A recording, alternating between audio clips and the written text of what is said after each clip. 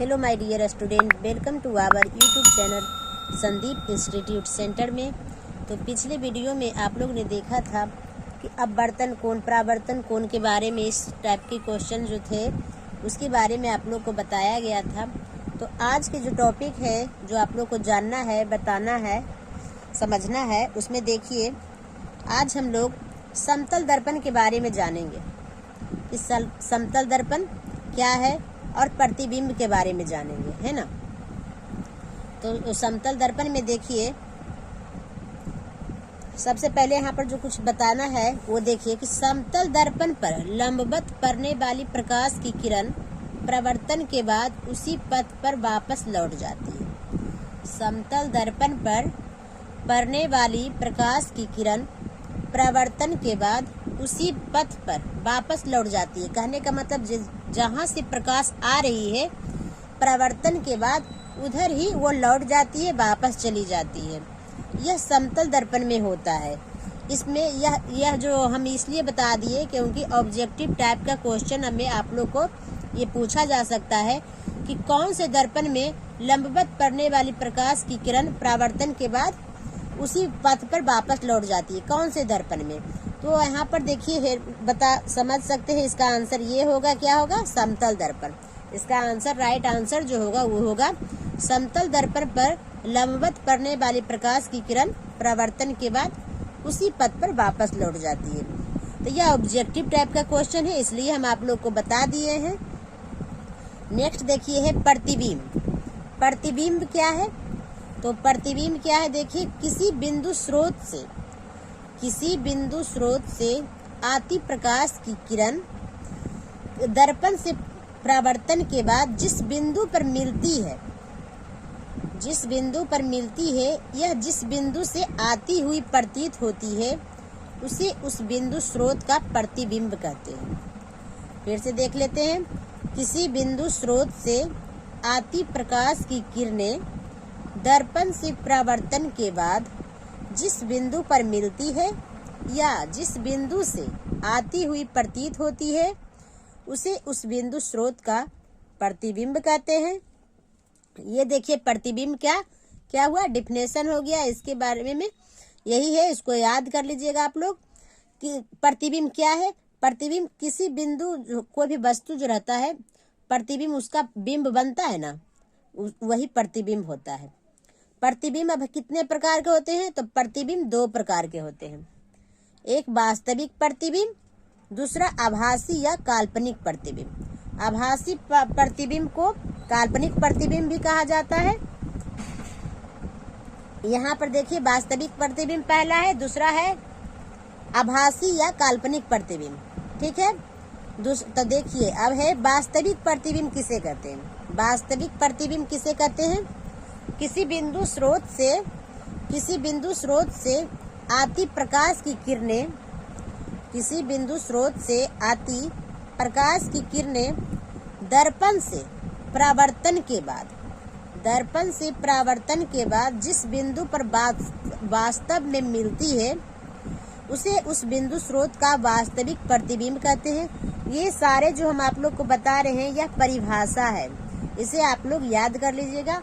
वास्तविक प्रतिबिंब क्या है? वास्तविक प्रतिबिंब वास्तविक में होता है क्या, जो एक्चुअल में होता है, वास्तविक में हो कि हाँ दिख रहा है कि वो हो रहा है, वो वास्तविक पर होता है।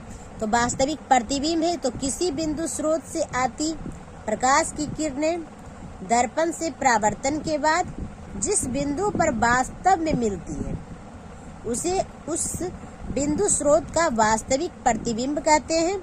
यह वास्तविक प्रतिबिंब का आप लोग का यहाँ पर डिफिनेशन आप लोग को बता दिया गया है। नेक्स्ट देखिए है आभासी प्रतिबिंब। क्या है? आभासी प्रतिबिंब है। तो आभासी प्रतिबिंब क्या है इसके बारे में जानते हैं। किसी बिंदु स्रोत से आती प्रकाश की किरणें परावर्तन के बाद जिस बिंदु से आती हुई प्रतीत होती है उसे उस बिंदु स्रोत का आभासी प्रतिबिंब कहते हैं। आभासी प्रतिबिंब मीन्स होता है, या फिर उसे काल्पनिक प्रतिबिंब भी कहते हैं। काल्पनिक मीन्स होता है कल्पना करना, वो एक्चुअल में होता नहीं है, बस मतलब उसको काल्पनिक करना, कल्पना करना कि क्या हुआ ऐसा हो सकता है, इसके बारे में जानना।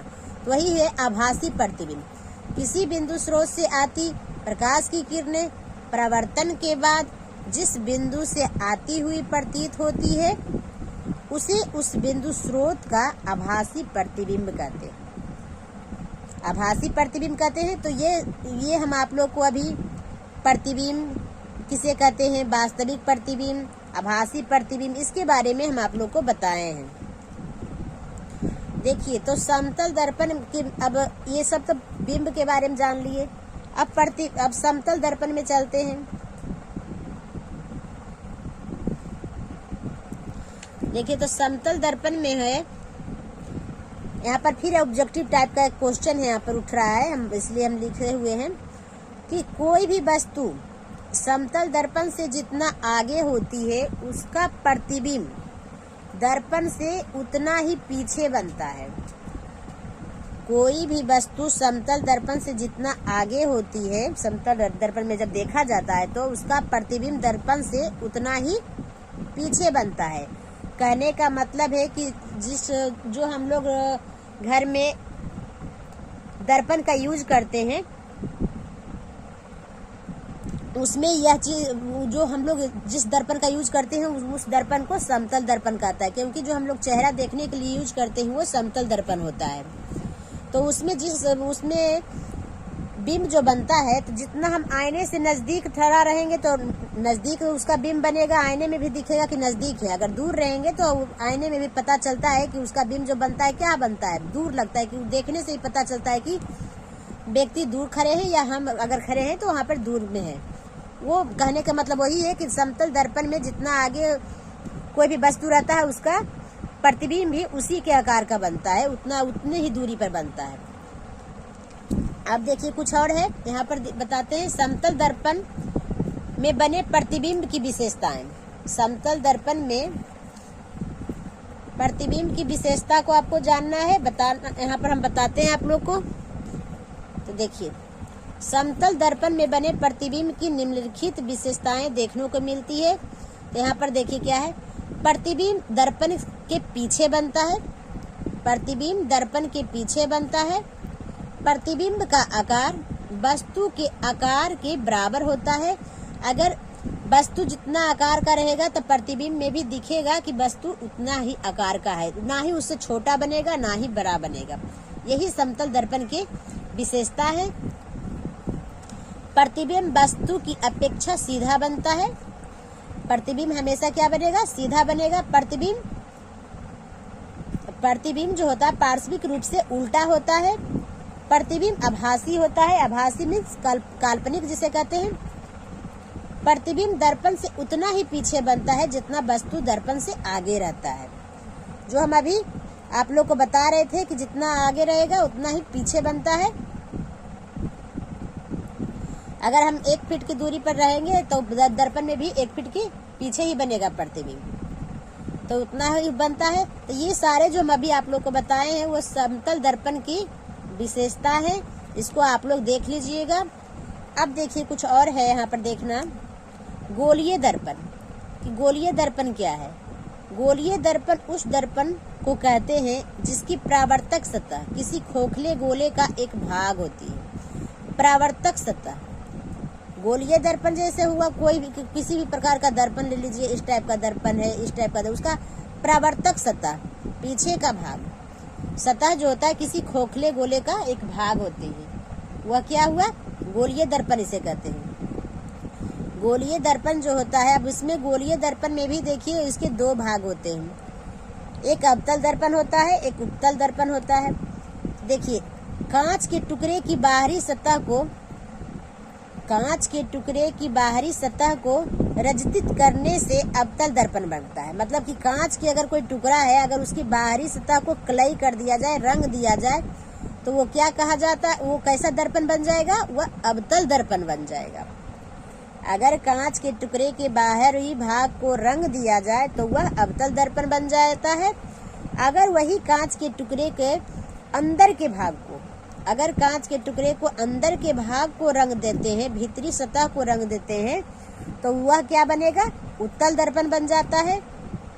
तो ये सारे जो है गोलीय दर्पण में इसके दो भाग हुए, अवतल दर्पण और उत्तल दर्पण के बारे में भी हम आप लोग को बता दिए हैं। इसके आगे भी और जो क्वेश्चन बनेगा ऑब्जेक्टिव टाइप रहेगा, सब्जेक्टिव टाइप, जैसा भी क्वेश्चन रहेगा वो आप लोग को बताया जाएगा। तो आप लोग इस वीडियो को देखिए, लाइक कीजिए और दोस्तों के साथ भी शेयर कीजिए। अगर इस जो स्टूडेंट इस चैनल पर न्यू है वो चैनल को सब्सक्राइब कर लें। तो मिलते हैं नेक्स्ट वीडियो में नेक्स्ट टॉपिक के साथ। तब तक के लिए थैंक यू।